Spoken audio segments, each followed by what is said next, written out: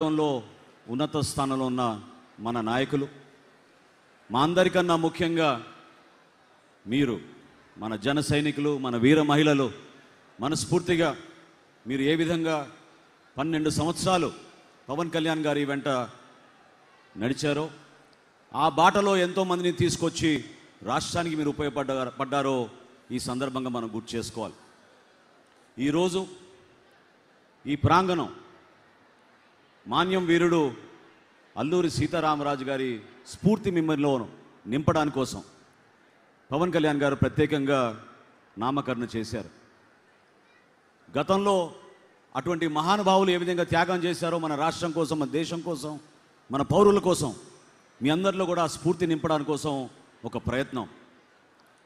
British సామ్రాజ్యాన్ని వనరులు తక్కువ ఉన్న తన అనుచరులతోటి ఏ విధంగా ఆయన చాకచక్యంగా పోరాటం చేసి అనేక సందర్భాల్లో చనిపోయే పరిస్థితుల్లో కూడా భయపడకుండా 27 సంవత్సరాల్లోనే నాయకత్వం చూపించిన మహానుభావుడు అల్లూరి సీతారామరాజు గారు. ఆయన పేరుతో మనం ఈ రోజున ఈ ప్రాంగణంలో ఒక స్ఫూర్తిని నింపే విధంగా ఒక ప్రస్థానం, ఒక ప్రయాణం చేయబోతున్నాం. అదేవిధంగా 5 ముఖద్వారాలు, వాటన్నిటికి కూడా ప్రత్యేకంగా ఆలోచించి పవన్ కళ్యాణ్ గారు మిమ్మల్ని అందరినీ కూడా ఉత్తేజపరచడానికి కోసం చేసిన కార్యక్రమం. తెలుగు రచయిత, గొప్ప కవి, తన రచనల ద్వారా సాంఘిక పరివర్తనకు ప్రయత్నించిన మహాకవి గురజాడ అప్పారావు గారు.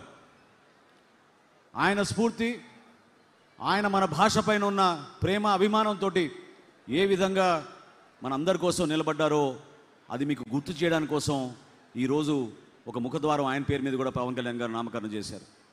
అదేవిధంగా కోడి రామ్మూర్తి నాయుడు గారు, ప్రముఖ మల్లయోధుడు, బలశౌలి, ఆయన అంతర్జాతీయ స్థాయిలోనే మన రాష్ట్రానికి ప్రత్యేకంగా ఆ రోజుల్లో ఎంతో కష్టపడాల్సిన సందర్భాల్లో కూడా గొప్ప పేరు తీసుకొచ్చారు.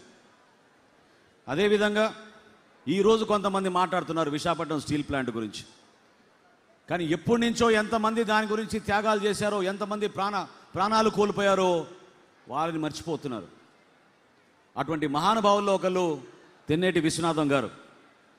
విశాఖపట్నంలో సముద్ర తీరంలో ప్రత్యేకంగా ఒక ఆధునిక ఉక్కు కర్మాగారాన్ని స్థాపించడంలో ఆయన పోషించిన పాత్ర మనం ఎవరం కూడా మర్చిపోలేము, మర్చిపోకూడదు. అందుకనే ఆయన పేరుతో కూడా ఈరోజు ఒక ముఖద్వారం ఏర్పాటు చేసుకున్నాం.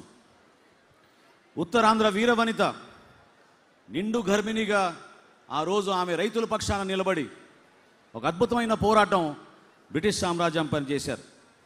ఆమె మన వీరనారి గున్నమ్మ గారు. ఆ విధంగా మనలందరినీ కూడా ఇన్స్పైర్ చేస్తూ మన చరిత్ర గురించి, మన ప్రాంతంలో త్యాగాలు చేసిన మహానుభావుల్ని గుర్తు చేసుకుని జనసేన పార్టీ ప్రయాణం ఎప్పుడు కూడా ముందు సాగుతుంది.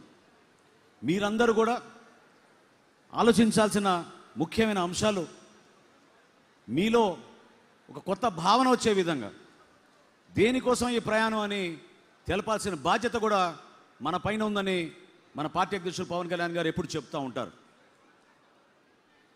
ఒక రిజిస్టర్డ్ పొలిటికల్ పార్టీ నుంచి జనసేన ఈరోజు ఒక రికగ్నైజ్డ్ పొలిటికల్ పార్టీగా ఎదిగింది. దాని వెనక ఎంతోమంది కృషి చేశారు. ఇందాక యువత ఎంతోమంది మాట్లాడారు. నిన్న మొన్న జరిగిన సేనానితో జరిగిన ఆ కార్యక్రమంలో ప్రతి ఒక్క సామాన్యుడు, కార్యకర్త, వీరమహిళ ఏ విధంగా వాళ్ళు కష్టపడి పార్టీ కోసం నిలబడ్డారో, ఏ విధంగా పవన్ కళ్యాణ్ గారు వాళ్ళని గుర్తించారో గర్వంగా చెప్పుకోగలిగారు. ఈరోజు ఇందాక మహిళ అక్కడ గ్లాస్ సింబల్ పట్టుకుని ఆమె చూపిస్తూ ఉంటే, మనకి ఈ రికగ్నిషన్ ద్వారా ఈరోజు జాతీయ స్థాయిలో మన రికగ్నైజ్డ్ పొలిటికల్ పార్టీగా ఎదిగితే మనకి ఆ గ్లాస్ సింబల్ పర్మనెంట్గా జనసేన పార్టీ అభ్యర్థులకు ఎక్కడ పోటీ చేసినా మనం సాధించుకోగలిగాం. దాని వెనక ఏమాత్రం స్వార్థం లేకుండా సుదీర్ఘమైన ప్రస్థానం చేసిన మన నాయకుడిది. ఆ స్ఫూర్తి మీరందరూ కూడా నిలుపుకోవాలి. కార్యక్రమం ప్రారంభంలో వీర మహిళ గోవిందమ్మ గారిని ఎందుకు మనం గుర్తించాం, ఎందుకు ఆ గౌరవం ఇచ్చాం? ఎందుకంటే మరువలేని సంఘటన అది. అర్ధరాత్రి పూట మన అధ్యక్షుడిని ఆ రోజు నిర్బంధించి నోవోటెల్లో పెడితే ఆ